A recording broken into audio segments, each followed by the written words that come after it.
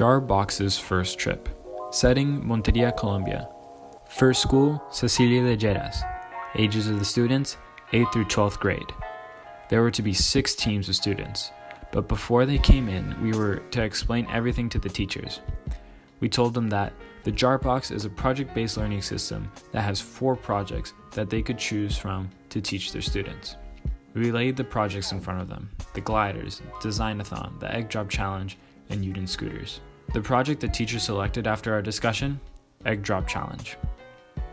The goal of the challenge is this: to make a structure out of the supplies in the jar box to keep the egg from breaking in the event of a fall, for the least amount of money. They would have 2 drops. They would then have to try to analyze their work through the theory we would explain to them. 40 students came in, one after the other. I explained the theory to the students behind the idea of energy dispersion.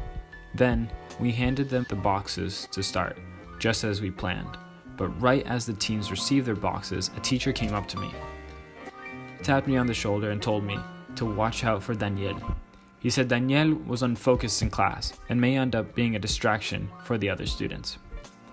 So, I kept my eye on him, but this is what I saw. A group of 5 kids all sitting at the table and 1 kid standing up, pumping out ideas. What if we place balloons on the bottom of the egg? His teammates, still sitting, pointed out that the whole entire contraption would flip. How about we put it into a cup and put plates around it so attaching balloons would be easier? His classmates agreed. They came up, put the whole entire thing together, strapped a few balloons to it, and called it a day. The other teams also attempted their first tries, some putting the eggs in water balloons and others into tissue balls. We went outside and dropped the contraptions. 2 fails and then 1 survived. The first one to survive, and guess whose it was? Daniel's. Then 3 of the other teams attempted. 1 failed and the other 2 saved the egg. This is when part 2 began, their second chance to drop the egg. Each team went back to work either perfecting or completely changing their ideas. In the end, every team was able to make a winning structure in the first or second drop. Each group then went around and perfectly explained where their structures were able to disperse the energy, explain how they improved their structures the second time and why, and lastly, how they could improve their designs once again. We then handed out awards for the best structure and the best team. I think these are the most important parts of what we teach kids. Each student left with their awards, except for 1, Daniel. I want to make an example of Daniel because it shows how project-based learning can bring out the best in a student and make them the star of the class when they were labeled a bad student prior. I personally think the kids did amazing, but this is what they have to say. Bueno, ¿y qué te pareció? ¿Era aburrida? ¿Era una clase activa? ¿Qué te pareció trabajar en equipo? Bien, era más activa, más divertido, más dinámico entre todos. Y pienso que así es como que más rápido aprender, uno se motiva más a aprender. ¿Qué fue la parte que más te gustó acerca del evento?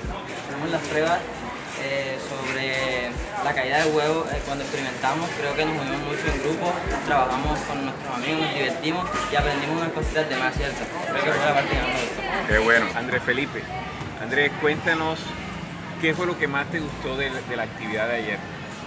Que fue una actividad dinámica, entretenida, a la vez, o sea, buscaron como una forma nueva para que uno aprendiera. Eso fue lo que más me gustó de la vida. ¿Qué quieres hacer en el futuro?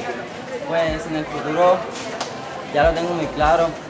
Quiero ya estudiar ingeniería de sistemas o ingeniería física. Quiero ganarme una beca, si Dios lo permite. Mi familia es de bajos recursos y tengo muchas esperanzas. Todo va en grado 11, en mi prueba saber. Le quiero dar toda, cumplir mi sueño y algún día estudiar en una de las empresas más grandes, como si fueran Google, YouTube, y trabajar para uno de ellos. Ese es mi sueño. Excelente. Muchas gracias. Te agradecemos mucho, Andrés. I wanted to say thank you to Marcus Daniel Pineda, Maria Lucia Franco, and ELIANA Fuentes for opening up their schools to us. I would also like to thank all the donors for making this whole entire thing possible. Thank you for watching. Bye.